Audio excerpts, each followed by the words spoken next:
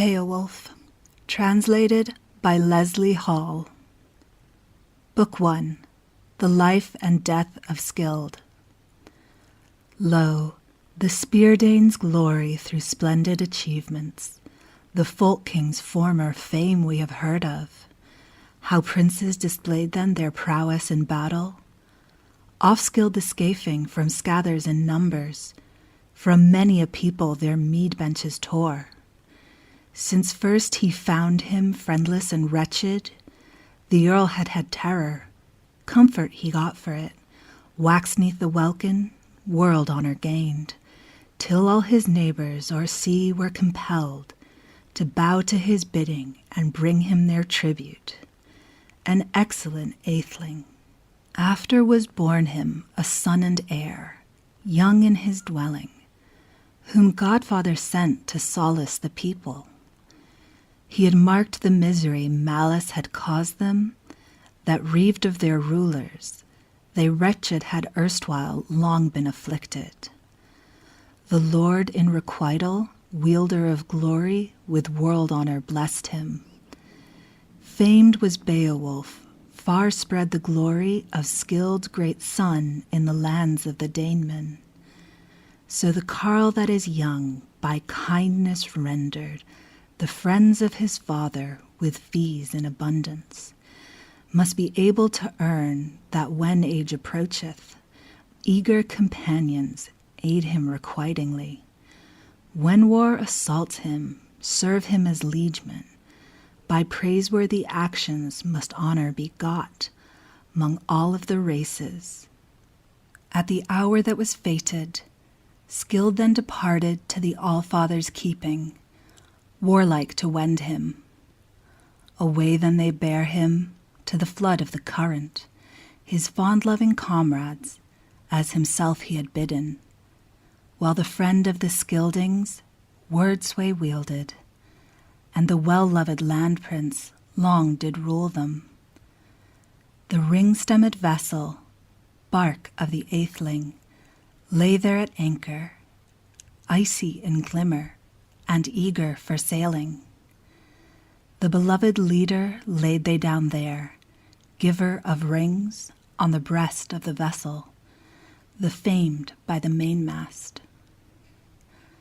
A many of jewels, of fretted embossings, from far lands brought over, was placed near at hand then. And heard I not ever that a folk ever furnished a float more superbly, with weapons of warfare, weeds for the battle, bills and burnies. On his bosom sparkled many a jewel that with him must travel on the flush of the flood, afar on the current.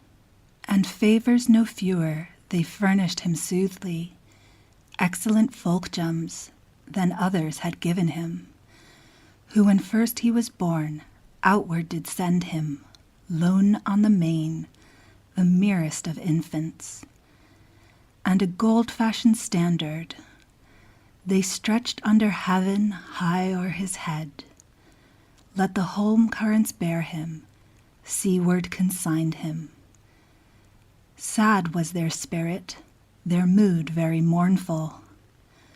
Men are not able soothly to tell us, they in halls who reside, heroes under heaven, to what haven he hied. Book 2. Scyld's Successors. Hrothgar's great mead hall. In the boroughs then Beowulf, bairn of the Scyldings, beloved land prince, for long-lasting season was famed mid the folk. His father departed the prince from his dwelling, till afterward sprang great-minded Halfdene. The Danes in his lifetime he graciously governed, grim-mooded, aged. 4 barns of his body, born in succession, woke in the world. War troopers' leader, Harogar, Hrothgar, and Halgar the Good. Heard I that Elan was Ongentheow's consort, the well-beloved bedmate of the war-stifling leader.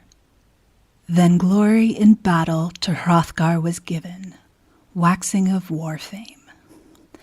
that willingly kinsmen obeyed his bidding, till the boys grew to manhood, a numerous band.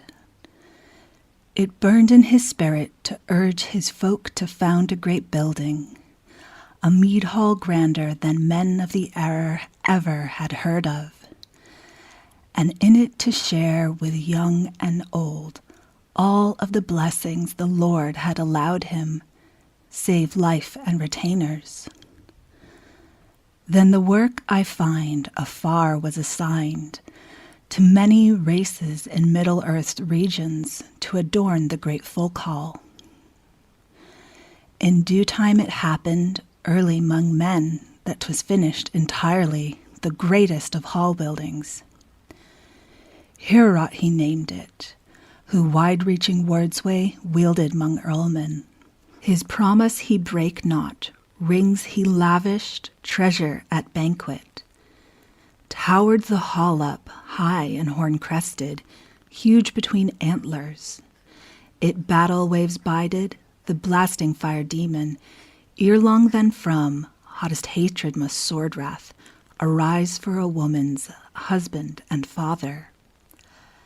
Then the mighty war spirit endured for a season, bore it bitterly, he who bided in darkness, that light-hearted laughter loud in the building greeted him daily. There was dulcet harp music, clear song of the singer, he said, that was able to tell from old earthmen's beginnings that Father Almighty earth had created, the winsome wold that the water encircleth, set exultingly the sun's and the moon's beams to lavish their luster on landfolk and races, and earth he embellished in all her regions with limbs and leaves. Life he bestowed to on all the kindreds that live under heaven. So blessed with abundance, brimming with joyance, the warriors abided, till a certain one gan to dog them with deeds of direfullest malice, a foe in the hall building. This horrible stranger was Grendel entitled, the march stepper famous, who dwelt in the moorfens, the marsh, and the fastness. The wan-mooded being abode for a season in the land of the giants, when the Lord and Creator had banned him and branded, for that bitter murder, the killing of Abel, all-ruling Father, the kindred of Cain, crushed with his vengeance. In the feud he rejoiced not, but far away drove him from kindred and kind, that crime to atone for, meter of justice. Thence ill-favored creatures, elves and giants, monsters of ocean, came into being. And the giants that long time grappled with God, he gave them requital.